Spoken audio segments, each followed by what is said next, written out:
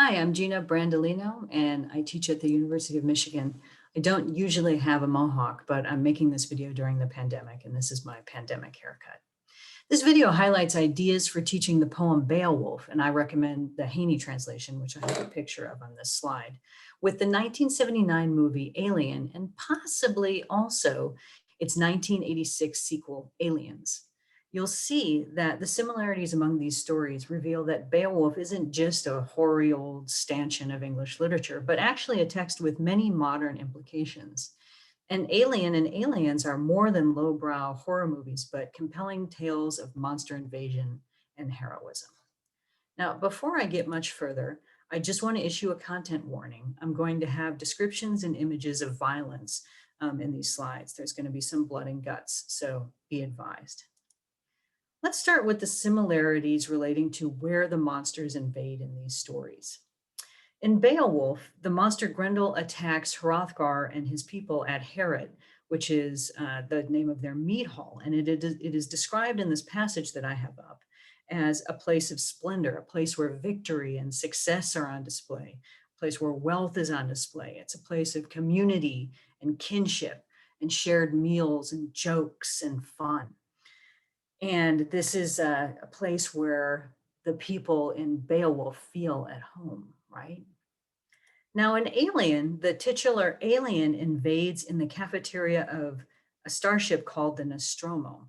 And the starship itself is nothing fancy. It is a commercial hauler, a freight vessel. And the cafeteria, especially compared to Harad, is similarly nothing opulent, but it is still a place of community and kinship and jokes and fun. And you can sort of see that bearing itself out even in the still image of the characters around the table.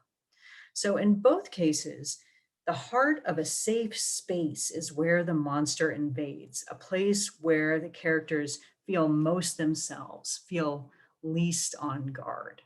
Now, to move on to the monster attacks, I have up now a description of Grendel's attack, one of Grendel's attacks, and you can see that the people in Harad are at ease when Grendel attacks. They're sleeping or they're resting on their benches. They are not in a position to expect this extremely violent attack that Grendel perpetrates on them. In Alien, the monster bursts out of one of the groups sitting around that table. One of the characters called Cain. Talk about taking them by surprise, right? It actually, the monster emerges from one of them in an extremely gory scene. And here are some of the guts that I promised you. Now, if that little monster bursting out of Cain doesn't look scary, rest assured it grows fast and it grows into this formidable creature that you see here just seconds before it kills that character in front of it, who is called Lambert. Now, to turn to the heroes who defeat these monsters, Beowulf was the hero of heroes in his day. He is almost superhuman. And in the passage I have up, you can see him relate his plan to fight Grendel without weapons and without armor. And there is nothing explicit about it in the poem, but in every visual depiction of this story that I've seen, every movie or every comic version I've seen, Beowulf doesn't fight Grendel simply without armor and without weapons. He also fights him naked or wearing nothing but his underpants, and he wins every time. Now, our hero in Alien is Ellen Ripley, who, by contrast with Beowulf, isn't a warrior, is not a soldier. She is third officer on the Nostromo, but the Nostromo is a working class ship. It is not a military ship. And she is not superhuman or close to superhuman the way Beowulf is. In Alien and Aliens, she is terrified lots of the time and often fights with ad hoc weapons and armor. And interestingly, at the end of Alien, she is also put in a position like Beowulf, where she fights the monster in her skivvies. And that's really the last maybe 10 minutes of the film.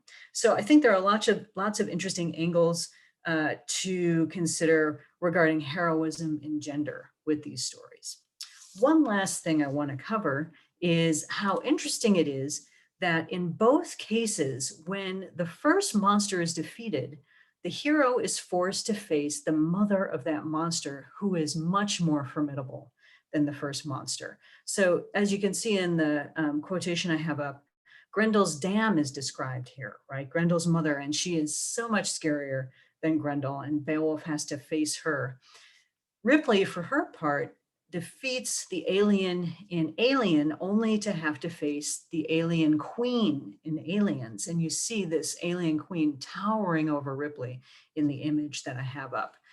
This interesting connection is something that Paul Acker discusses in his great article, and I've provided information about that below this video. So there you go.